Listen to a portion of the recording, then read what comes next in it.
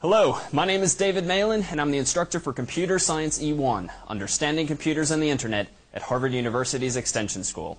You're watching one of our videos of the week. For more such videos or information about this course, visit us on the web at computerscience1.org. Enjoy the show.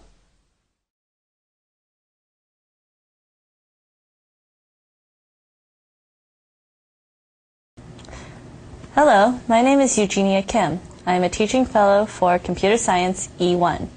This is a video of the week. In this particular video of the week, we are going to have a special speaker, David Malin, talk about a program called Google Earth.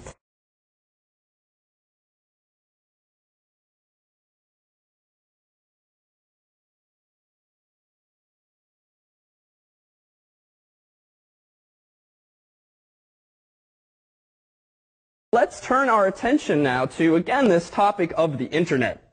And frankly, Google Earth is just too cool not to revisit in this class. So tonight will be entirely about Google Earth, if only because it's the coolest thing that I've wasted several hours on over the past couple of weeks. How many of you, out of curiosity, downloaded this program after last week? So a few of you know that, one, the software is entirely free, which means we have the luxury of being able to play with it with the expectation that others in the class and beyond are certainly welcome to do the same. But with that said, we've got this spinning globe here. I thought I would take us right away, as we may have done last time, to 1 Oxford Street in Cambridge, Mass. 02138. Just a quick tutorial. At the top left of this program, if you've not used it before, is a little search box. You can type an address in there. Google is pretty good about knowing if you type Eiffel Tower, where in the world that is. So it's pretty good about guessing where certain popular locations are, but you can more precisely specify a U.S. address, a foreign address for most countries, a latitude and longitude, and sort of other tricks as well. I'm going to go ahead and click Enter after typing that in. And if nothing else, to be honest, it's perhaps the fundamentally unnecessary, dare say gratuitous animations that make this program so cool. As we zoom in here to our location, 1 Oxford Street, of course, is where? Right here. So we have now a bird's eye view from a bird that's currently flying at about 3,000 feet. You can see in the bottom right corner of the screen your altitude, at least in feet. You can change that to meters or kilometers if you prefer via one of the menu options. But notice, and it's a little hard to see if you don't know to look for it, certainly on our screen here, in the top right of the screen where my cursor is, there's a whole bunch of controls. One, there is a plus and minus in a vertical scroller. So if you simply click on that plus, as you might expect, things zoom in. If you instead click minus, you're going to zoom out. And then there's also a slider there with which you can sort of move it back and forth without just clicking. But it should be fairly intuitive if you click on the thing yourself. Meanwhile, you can certainly move horizontally and vertically and left to right and so forth to get a different vantage point. Just like Google Maps, if you're familiar, you can click on the display and just drag it around, which is perhaps even more intuitive. And if you're really adventurous and zoom in, for instance, a little bit, and you kind of wonder what this building looks like from a different angle, you can use this slider up top to change your tilt. And you'll get a different perspective on the world. Notice, though, a curious thing happens the more and more we go down. Turns out the Earth is indeed flat. But this is obviously why. This result. Why are we seeing that? Right. So you don't have a satellite looking in your window. You have it looking on top of your house from up above. But there are certain parts of the world where you do have multiple angles, or you have software. The software is designed to sort of interpolate even better what the shapes of those mountains are or what the canyons are. And we'll go to one such place in just a moment. And this, meanwhile, I'm going to tilt us back up to a more reasonable level. Then you have this big wheel, which by default points you north. But if you click on the big wheel and spin yourself around, you can sort of do a nice 180 spin in that way as well. Meanwhile, do take note, if you haven't seen it already, in the bottom left of your screen, you have a whole bunch of layers. This is a fun place to play around because it offers different features of this program. Notice that I have checked terrain. That's a good one to leave on because for those areas of the world where Google has sort of height information, it will show you more of a 3D perspective rather than an interpolated flat perspective. There's a whole bunch of other options here that you can play around with. If you want to find the nearest pizza place in some areas, you can click on such things as dining or the nearest hotel, and it operates in that regard like Google Maps. But our purpose tonight is to sort of wow And so notice in the middle left of this screen, under the thing called Places, this is where you can store places you like. And essentially what problem set 4 asks you to do is to, quote unquote, place mark a number of specified locations. This is like bookmarking, but a physical location, and it's terribly simple. There's a little thumbtack here at the top of the program. You click that thumbtack, and notice you get one of these place marks in the middle of the screen. You can then click and drag it around. For instance, I'm putting it on top of Memorial Hall, which is just across the way outside this building.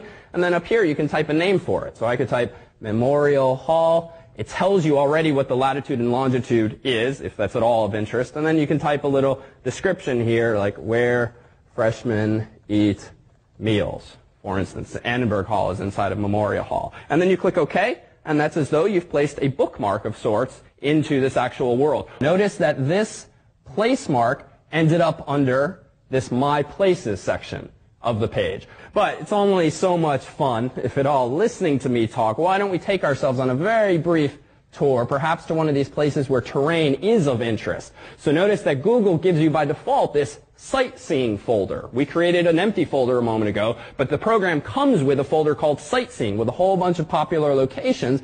And why don't we whisk ourselves over to the Grand Canyon? Suffices just to double click on that thing. Notice we're heading out west in this country. We're about to zoom in. And the Grand Canyon is a wonderful example of if you have the terrain layer on, you'll actually get this 3D mapping. And then if you really want to have a sort of IMAX experience, you can use the keyboard to navigate these controls besides just using the top right, and you can sort of fly your way through the Grand Canyon and give yourself a little tour. It's really wild. And notice, by contrast, if I turn off terrain, there you go. That's the Grand Canyon. So it does make a difference. Finally, let me offer you one other demo of my own design. Let's whisk ourselves away to Boston, Massachusetts. And again, little tricks like Boston, MA. That's sufficient. Google's smart about figuring out what you mean. We're going to jump over here back to Massachusetts. It's going to zoom in. Here we have the main part of downtown. If I drag it over, you can see Boston Common there, the big green area in the middle. But let's focus in on the financial area, or right downtown, and click on one of these other layers, namely 3D buildings, in just a moment. First, I'm going to zoom in, and you can see that these are pretty good photos of these buildings. But if you want to really get a 3D perspective, some cities have support for 3D buildings. People have built virtual models of these buildings such that now, if we dive into the middle of Boston and sort of change our perspective, you can actually see what the city looks like from a 3D perspective. And you can do this for some of the major cities. New York is another one, and so forth. Now, here's where you get to partake. Before we go back to understanding the internet, let's use it for just one more minute or so. Where in the world would you like me to take you on this tour? London. So London, UK. Whisk ourselves away over the Atlantic. And in just a moment, we will find ourselves in central London. So there's the Thames, looking a little murky as always. And if we scroll ourselves here, it looks like this is the London Eye that it's taken us to, right there. So the big Ferris wheel of sorts in London. Oh, one other thing, especially for those of you who use public transportation. Let me take us back real quick to Boston, Mass. Show you one other layer that's kind of fun. I'm going to turn off 3D buildings by unchecking it. And then I'm going to turn on, under transportation, I'm going to turn on transit. And if you've ever wondered topologically what the MBTA system looks like, you can see it now with this nice overlay, not only for the subway, but also for the commuter rails if you zoom out. And the coolest thing, frankly, I never get tired of this, if you just hold on the keyboard and zoom out, I mean, it's like you're making your own movie, right? 2001 style. So, in any case, one more place. Where do you want me to take you? Big Bend National Park. Okay. Sorry? What? Big Bend National Park. Big Ben National Park. Oh, Bend, okay. Big Ben National Park. Let's see. Here we go.